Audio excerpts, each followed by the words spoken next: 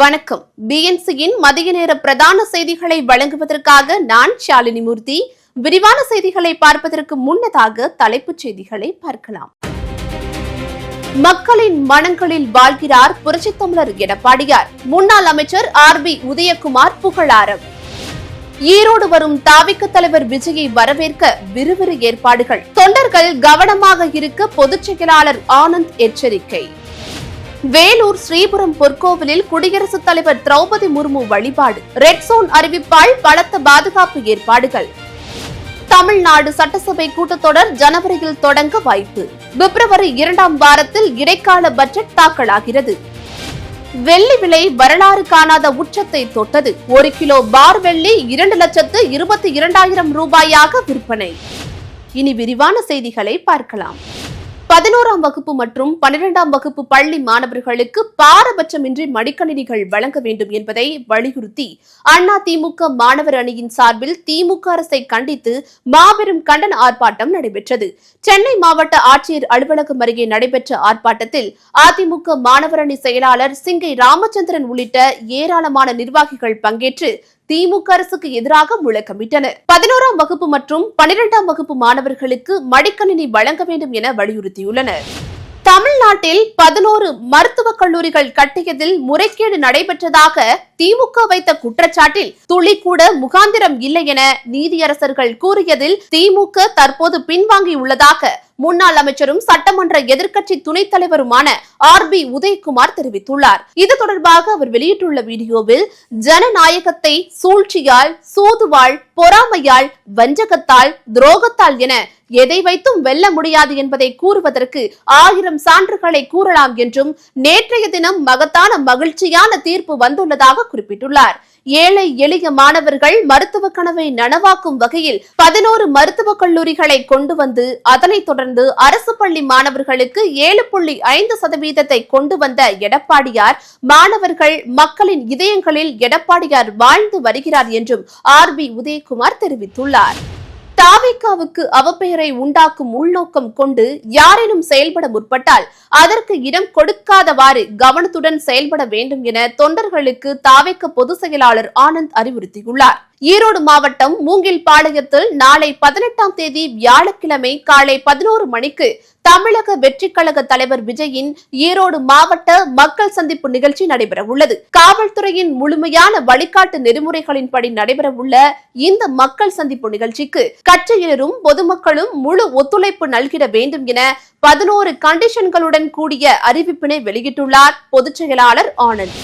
4000 கோடி ரூபாய் செலவாகும் என்பதால் ரேஷன் கடைகளில் நாப்கின்கள் வழங்கும் திட்டம் ஏதும் அரசிடம் இல்லை என சென்னை உயர்நீதிமன்றத்தில் தமிழக அரசு விளக்கம் அளித்துள்ளது. தாம்பரத்தைச் சேர்ந்த வழக்கறிஞர் லட்சுமி ராஜா தாக்கல் செய்த பொது நல மனு விசாரணைக்கு வந்தபோது தமிழக அரசு சார்பில் ஆஜரான தலைமை வழக்கறிஞர் கிராமப்புறங்களில் உள்ள பெண்களுக்கு கிராம சுகாதார செவிலியர்கள் மூலமும் பள்ளி மாணவிகளுக்கும் பிரசவித்த தாய்மார்களுக்கும் இலவசமாக நாப்கின்கள் வழங்கப்பட்டு வருவதாக தெரிவித்தார். இந்த திட்டங்கள் மூலம் பெரும்பாலான பெண்கள் பயனடைந்து வருவதாகவும் அவர் விளக்கம் அளித்துள்ளார். மார்கழி மாத பிறப்பை முன்னிட்டு திமுக MP தமிழச்சி தங்கப்பாண்டியன் தனது இன்ஸ்டாகிராம் பக்கத்தில் ஆண்டாள் வேடத்தில் புகைப்படம் ஒன்றை பதிவிட்டுள்ளார். இதனை பார்த்த நெட்டிசன்கள் தமிழச்சி தங்கப்பாண்டியனுக்கு ஆதரவாகவும் எதிராகவும் விமர்சனம் செய்து வருகின்றனர். பாஜக பிரமுகரும் நடிகையுமான கஸ்தூரி வெளியிட்டுள்ள பதிவில், தமிழச்சியின் ஆண்டாள் வேடத்தை நான் எதிர்பார்க்கவில்லை என்றும் வரவேற்கிறேன் என்றும் குறிப்பிட்டுள்ளார். தமிழச்சி போல திமுகவில் மற்றொரு சனாதன வெறுப்பை கைவிட்டு தமிழுக்கும் ஹிந்து தர்மத்துக்கும் தொண்டாற்றியவர்கள் வரலாற்றை போற்றுவார்களா என்றும் கேள்வி எழுப்பியுள்ளார். குடியரசுத் தலைவர் திரௌபதி முர்மு இன்று வேலூர் ஸ்ரீபுரத்தில் அமைந்துள்ள பிரசித்தி பெற்ற பொற்கோவிலில் சுவாமி தரிசனம் செய்தார். குடியரசுத் தலைவரின் வருகையை முன்னிட்டு முக்கிய சாலைகள் மற்றும் சந்திப்புகளில் வாகன சோதனைகள் நடைபெற்றன. பொற்கோவில் வளாகத்தில் பாதுகாப்பு காரணங்களால் பொதுமக்கள் நுழைவுக்கு சில கட்டுப்பாடுகள் விதிக்கப்பட்டுள்ளன.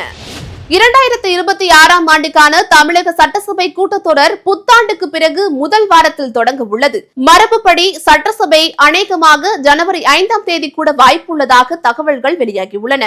கூட்டத்தின் முதல் நாளில் கவர்னர் RN ரவி உரையாற்றுவார். அதனைத் தொடர்ந்து கவர்னர் உரைக்கு நன்றி தெரிவிக்கும் தீர்மானத்தின் மீதான விவாதம் சுமார் 3 நாட்கள் வரை நடைபெறும். மத்திய பட்ஜெட் பிப்ரவரி 1ஆம் தேதி தாக்கல் செய்யப்பட்ட பிறகு தமிழக சட்டசபையில் பிப்ரவரி மாதத்தின் 2வது வாரத்தில் இந்த இடைக்கால பட்ஜெட் தாக்கல் செய்யப்பட இருக்கிறது. சட்டசபை தேர்தல் நடைபெற உள்ளதால் இடைக்கால பட்ஜெட்டில் பல புதிய அறிவிப்புகள் வெளியாகும் என எதிர்பார்க்கப்படுகிறது.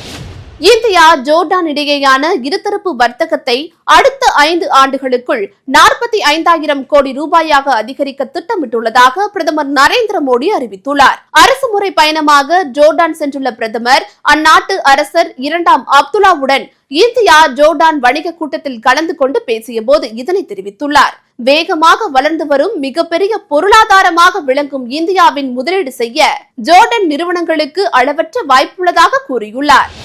முட்டைகளில் உடலுக்கு கேடு விளைவிப்பதாக தடை செய்யப்பட்ட ஆன்டிபயாட்டிக் எனப்படும் நோய் எதிர்ப்பு மருந்துகள் உள்ளதா என்பதை நாடு முழுவதும் பரிசோதனை செய்து அறிக்கை சமர்ப்பிக்கும்படி மண்டல அலுவலகங்களுக்கு உணவு பாதுகாப்பு மற்றும் தர நிர்ணய ஆணையம் உத்தரவிட்டுள்ளது. தடை செய்யப்பட்ட ஆன்டிபயாட்டிக் மருந்து எகோஸ் நிறுவன முட்டையில் கண்டறியப்பட்டுள்ளதால் மக்களிடையே முட்டையை சாப்பிடுவது குறித்து அச்சம் எழுந்துள்ளது. சென்னையில் வெள்ளியின் விலை புதிய உச்சத்தை தொட்டுள்ளது. 1 கிராம் வெள்ளி ஒரே நாளில் கிலோவிற்கு 11,000 ரூபாய் உயர்ந்து 1 கிலோ வெள்ளி 2,22,000 ரூபாயாக விற்பனையாகிறது. தங்கத்தின் விலை இன்று சவரனுக்கு 400 ரூபாய் உயர்ந்துள்ளது. சென்னையில் ஆபரண தங்கம் 99,200 ரூபாயாக விற்பனையாகிறது. தங்கத்தின் விலையை விட வெள்ளியின் விலை போட்டி போட்டுக்கொண்டு உயர்ந்து வருகிறது. ஜோர்டான் நாட்டு பயணத்தை வெற்றிகரமாக முடித்துவிட்டு எத்தியோப்பியாவுக்கு சென்றுள்ள பிரதமர் மோடிக்கு எத்தியோப்பியான் தி கிரேட் ஹானர் என்ற உரிய விருது வழங்கி அந்நாட்டு பிரதமர் அபை அகமது அலி கௌரவித்துள்ளார். இந்த விருது பெறும் முதல் உலக தலைவர் மோடி என்பது குறிப்பிடத்தக்கது. விருது பெற்ற பின்னர் பேசிய பிரதமர் மோடி, உலகின் மிகவும் பழமையான நாகரிகத்தால் கௌரவிக்கப்படுவது தனக்கு மிகுந்த பெருமை அளிப்பதாகவும் அனைத்து இந்தியர்களின் சார்பாக இந்த கௌரவத்தை தான் பணிவுடன் ஏற்றுக்கொள்வதாகவும் கூறியுள்ளார். இத்துடன் செய்திகள் நிறைவடைகின்றன. அண்மை செய்திகளை உடனுக்குடன் தெரிந்து கொள்ள BNC டைம் சேனலுடன் இணைந்திருங்கள். நன்றி.